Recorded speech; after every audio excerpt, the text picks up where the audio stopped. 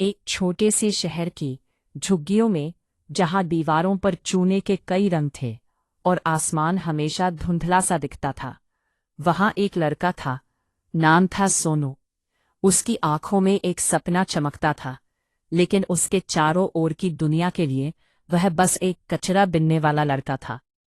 सोनू के पिता बीमार थे और माँ घरों में काम करके मुश्किल से परिवार का पेट पालती थी।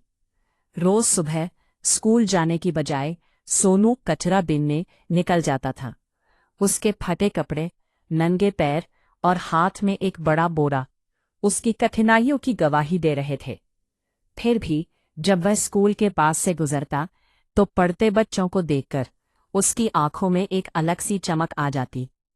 वो चुपचाप खिड़की के पास खड़ा हो जाता, जैसे कि वह भी उस पाठशाला का हिस्सा हो। कभी कभी उसे फेंकी हुई किताबें मिल जातीं, जो उसकी असली दौलत थी। रात को जब सारा शहर सो जाता, सोनू स्ट्रीट लाइट के नीचे बैठकर उन किताबों को पढ़ता, जैसे कि वे उसके जीवन का सबसे बड़ा खजाना थी।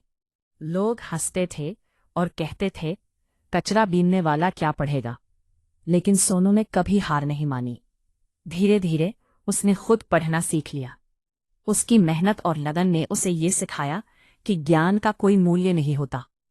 एक दिन शहर में एक बड़ा क्विज शो आया, जिसमें कोई भी हिस्सा ले सकता था।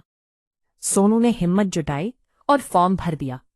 लोग फिर से उसका मजाक उड़ाने लगे, लेकिन उसने उन सब की बातों को अनसुना कर दिया। जब वो स्टेज पर पहुंचा तो उसका दिल तेजी से धड़क रहा था। उसने एक एक सवाल का आत्मविश्वास से जवाब दिया। फिर आया 50 लाख का सवाल। पूरा हाल शांत था। सवाल कठिन था, लेकिन सोनू को जवाब पता था। उसने वही पढ़ा था, एक फटी हुई किताब में, जो उसने अपने रातों की मेहनत से सीखी थी। उसने जवाब दिया, सही जवाब। वो जीत गया 50 लाख रुपए।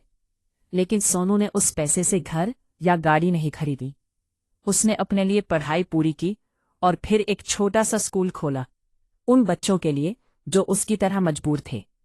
आज वही सोनू कचरा बीनने वाले बच्चों को पढ़ाता है। यह कहानी हमें सिखाती है कि मेहनत हालात से बड़ी होती है।